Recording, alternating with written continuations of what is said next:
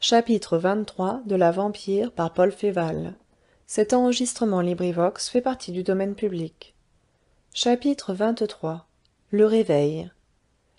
Les mairies de Paris donnent maintenant 3 francs à toute famille pauvre qui fait vacciner son enfant. Ce n'est pas cher, et cela paye pourtant avec splendeur les 20 années de souffrance, envenimées par le sarcasme, que Jenner vécut entre l'invention de la vaccine et le jour où la vaccine fut victorieusement acceptée. De même, les quelques milliers de thalers employés à fondre le bronze de la statue érigée à Samuel Hahnemann payent glorieusement les cailloux qui poursuivirent jadis le maître lapidé. Ainsi va le monde, conspuant d'abord ce qu'il doit adorer. L'homéopathie compte désormais au nombre des systèmes illustrés par le triomphe. Elle possède la vogue, ses adeptes roulent sur l'or, éclaboussant les anciennes et illustres méthodes qui protestent en vain du haut des trônes académiques. La raillerie a émoussé sa pointe, le dédain s'est usé, la haine est venue, cette providentielle consécration du succès. Ceci n'est point un livre de science. Tout au plus y pourra-t-on trouver, chemin faisant, quelques pages détachées de la curieuse histoire des contradictions de l'esprit humain. Nous voulons pourtant ajouter un mot, à propos de la doctrine du grand médecin de la Saxe royale. Quelquefois, l'homéopathie semble arrêter tout à coup dans sa marche triomphante par une large rumeur. On l'accuse d'avoir tué quelque personnage illustre ou d'avoir ouvert à quelque prince héritier la succession d'un trône. C'est qu'elle est, en effet, généralement la médecine de bien des gens dont on parle. Elle soigne l'art qui est en vue et tâte volontiers le pouls des mains qui tiennent le sceptre, tout en ouvrant bien larges au travail et à l'infortune les portes de ses dispensaires. Ceux qu'elle tue, comme disait notre grand comique, ennemis nés des médecins, font du bruit en tombant. Et puis, les meilleures médailles ont leur revers. Samuel Hahnemann, qui a inventé tant de spécifiques, n'a pas laissé dans son testament la formule capable d'extirper le charlatanisme. Il y a des charlatans partout, et les charlatans, par une heureuse propriété de leur nature, préfèrent les palais aux chaumières. En somme, nous avons voulu montrer ici seulement les débuts d'un praticien original qui, sous la Restauration, 15 ans plus tard, passa pour sorcier, tant ses cures semblèrent merveilleuses. Après qu'il eut prononcé le nom d'Angèle, René de Kervoz redevint silencieux. Mais son pâle visage prit, en quelque sorte, le pouvoir d'exprimer ses pensées. On pouvait suivre sur son front comme un reflet fugitif des rêves qui traversaient son sommeil. Jean-Pierre Sévérin et Germain Patou l'examinaient tous les deux avec attention. Tantôt sa physionomie s'éclairait, trahissant une vague extase, tantôt un nuage sombre descendait sur ses traits, qui exprimaient tout à coup une poignante souffrance. L'étudiant consulta plusieurs fois sa montre, et ne donna la 3e prise du médicament que quand l'aiguille marqua l'heure voulue. Quelques minutes après que le globule eut fondu sur la langue du dormeur, ses yeux s'ouvrirent encore, mais cette fois tout grands. Ses yeux n'avaient point de regard. « Lila !» prononça-t-il d'une voix changée. Puis avec une soudaine colère qui enfla les veines de son front, « Va-t'en, va-t'en !»« M'entendez-vous, monsieur de Kervoz ?» demanda Jean-Pierre, incapable de se contenir. On eût dit un charme subitement rompu. Les paupières de René retombèrent, tandis qu'il balbutiait. « C'est un songe, toujours le même songe, tantôt Lila, tantôt Angèle. L'haleine bruyante du démon, les doux cheveux de la sainte. » Sa main eut, sous la couverture, un mouvement frémissant, comme s'il eût caressé une chevelure. « Angèle est morte, » pensa tout haut Jean-Pierre. « Je comprends tout ce qu'il dit. Tout. » Sa joue était plus livide que celle du malade, et ses yeux exprimaient une indicible terreur. René se couvrit tout à coup le visage de ses mains. « In vita mors, » murmura-t-il. « In morte vita. Toujours le même songe, la vie dans la mort. Non, non, c'est le frère de ma pauvre mère. Je ne te donnerai pas les moyens de le perdre. L'attention des témoins redoublait. De qui parle-t-il demanda Patou après un moment de silence. Le frère de sa mère, répondit Gâteloup, est un marchand de chevaux de Normandie vers la frontière de Bretagne. Je ne sais pas ce qu'il veut dire. René bondit sur son lit. C'est toi cria-t-il, la vivante et la morte. C'est toi qui es la comtesse Marcian Gregoryi. C'est toi qui es Azéma la vampire. Il s'était levé à demi, il se laissa retomber épuisé. Jean Pierre passa ses doigts sur son front baigné de sueur. Je ne crois pas à cela, au moins, prononça-t-il entre ses dents serrées. Je ne veux pas y croire, c'est l'impossible. Patron, reprit l'étudiant gravement, je ne suis pas encore assez vieux pour savoir au juste ce à quoi il faut croire. Il n'y a jusqu'à présent qu'une seule chose que je nie, c'est l'impossible. Et son doigt tendu désignait la devise latine courant autour du cartouche qui ornait la cheminée. La devise disait exactement les paroles échappées au sommeil de René. Patou poursuivit. L'homme a dit longtemps, cela n'est pas parce que cela ne peut pas être. Mais, depuis quelques années, Franklin a joué avec la foudre. Un pauvre diable de ci-devant, le marquis de Jouffroy, fait marcher des bateaux sans voile ni rame, avec la fumée de l'eau bouillante. Vous pouvez me parler si vous avez quelque chose à dire. Je sais la légende du comte Szandor, le roi des vampires, et de sa femme, l'oupire Adhéma. Moi je ne sais rien, répliqua rudement Jean Pierre. Le monde vieillit et devient fou. Le monde grandit et devient sage, repartit l'étudiant. Les vieux républicains comme vous sont de l'ancien temps tout comme les vieux marquis. Le jour viendra où l'on aura honte de douter, comme hier encore on rougissait de croire. La chandelle de suif, presque entièrement consumée, bronzait de sa flamme mourante le cuivre du flambeau. Elle rendait ses lueurs vives mais intermittentes, des lampes qui vont s'éteindre. Mais la fin de la nuit était venue, et les premières lueurs du crépuscule arrivaient par la porte entr'ouverte.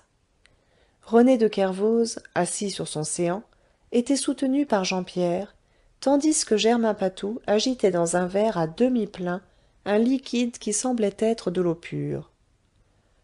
René avait l'air d'un fiévreux ou d'un buveur terrassé par l'orgie. Ne me demandez rien, dit-il, et ce fut sa première parole. Je ne sais pas si je pense ou si je rêve.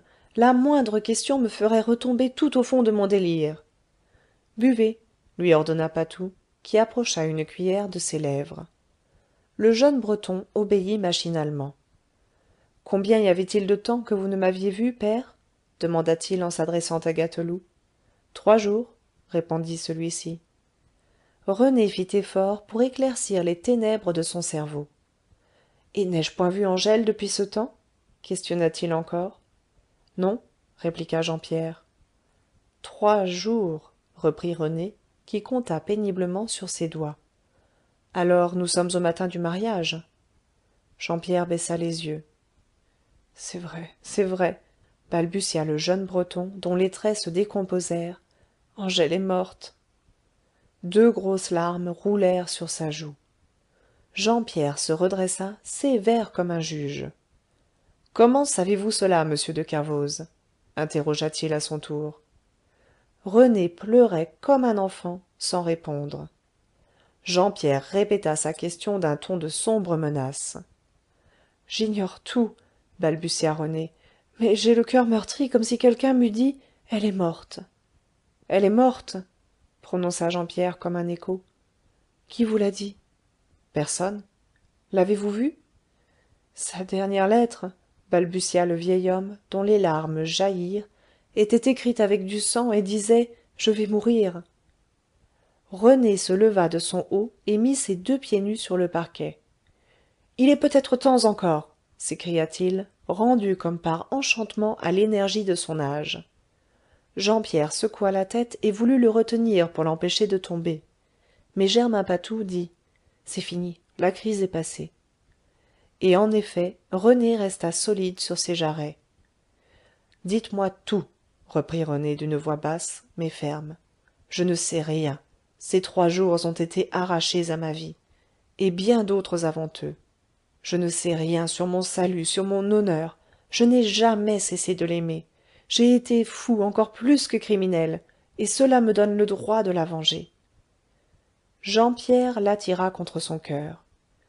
Nous aurions été trop heureux, pensa-t-il tout haut.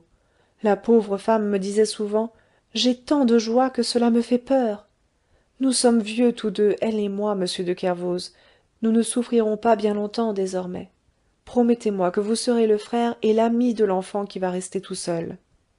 Votre fils sera mon fils, s'écria René. Part à deux, fit Germain Patou. Mais vous ne vous en irez pas comme cela, patron de par tous les diables. Hahnemann soigne aussi le chagrin. Votre chère femme a sa résignation chrétienne et ce fils dont vous parlez. Elle va reporter sur lui tout son cœur. Jean Pierre secoua la tête une seconde fois et murmura: son cœur, c'était Angèle. Et si Angèle n'était pas morte, interrompit l'étudiant, nous n'avons pas de preuves. Cette fois ce fut René qui secoua la tête, répétant à son insu: Angèle est morte. Germain Patou, obstiné dans l'espoir comme tous ceux dont la volonté doit briser quelque grand obstacle, répondit: je le croirai quand je l'aurai vu. Jean Pierre raconta en quelques mots l'histoire de ces pauvres lettres, si naïvement navrantes, trouvées sur l'appui de la croisée, et dont la dernière, celle qui était écrite avec du sang, avait percé le carreau. René de Kervoz écoutait. Sa force d'un instant l'abandonnait, et ses jambes tremblaient de nouveau sous le poids de son corps. Il tomba sur le lit, en gémissant: je l'ai tué. Puis, sa raison se révoltant contre sa conviction, qui n'avait aucune base humaine et ressemblait à l'entêtement de la démence, il s'écria: courons, cherchons. Sa parole s'arrêta dans sa gorge et ses yeux devinrent hagards. Il y a longtemps déjà, fit-il d'une voix qui semblait ne pas être à lui, longtemps. J'ai tout vu en rêve et tout entendu, tout ce qu'elle écrivait. Sa pauvre plainte me venait d'en haut. Et j'ai été dans le jardin du quai des Ormes, au bord de l'eau, une nuit où la Seine coulait à pleine rive. Elle s'est mise à genoux, et le désespoir l'a prise par la main, l'entraînant doucement dans ce lit glacé où l'on ne s'éveille plus jamais, jamais. Un sanglot convulsif déchira sa poitrine. Le reste est horrible, poursuivit-il, parlant comme malgré lui. Elle est venue. Mes lèvres connaissaient si bien ses doux cheveux. J'ai baisé les chères boucles de sa chevelure, j'en suis certain, j'en jurerais. Qui donc m'a raconté la hideuse histoire de ce monstre, gagnant 1 heure de vie pour chaque année de l'existence qu'elle volait à la jeunesse, à la beauté, à l'amour? Ce fut un cri qui répondit à cette question. Lila! C'est Lila qui me l'a dit! Et la vampire ne peut se soustraire à cette loi de conter elle-même sa propre histoire? Il s'élança loin du lit, comme si le contact des couvertures l'eût brûlé. Je me souviens, râla-t-il, en proie à un spasme qui l'ébranlait de la tête aux pieds, comme l'ouragan secoue les arbres avant de les déraciner. Il y a des choses qui ne se peuvent pas dire. Mon cœur restera flétri par ce sépulcral baiser. C'est ici l'antre du cadavre animé, du monstre qui vit dans la mort et qui meurt dans la vie. Son doigt crispé montrait la devise latine que les lueurs du matin, glissant par l'ouverture de la porte entrebâillée, éclairaient vaguement. Il chancela. Jean Pierre et Patou coururent à lui pour le soutenir, mais il les repoussa d'un geste violent. Tout est là désormais, dit-il en se frappant le front. Ma mémoire ressuscite. J'ai trahi le sang de ma mère. Tant mieux, entendez-vous, tant mieux. Ma trahison va me mettre sur les traces de la comtesse Marcian Gregoryi. Angèle sera vengée. Il se précipita tête première au travers des appartements et descendit l'escalier en quelques bonds furieux. Jean Pierre et l'étudiant se lancèrent à sa poursuite sans avoir le temps d'échanger leurs pensées. Quand ils atteignirent la rue, René en tournait l'angle déjà, courant avec une rapidité extraordinaire vers les ponts de la rive droite. Nos deux amis suivirent la même direction à toutes jambes. Derrière eux, les agents apostés par M. Berthellemot se mirent aussitôt en chasse. Fin du chapitre 23. Enregistré par Nadine Ekert-Boulet à Copenhague en avril 2011.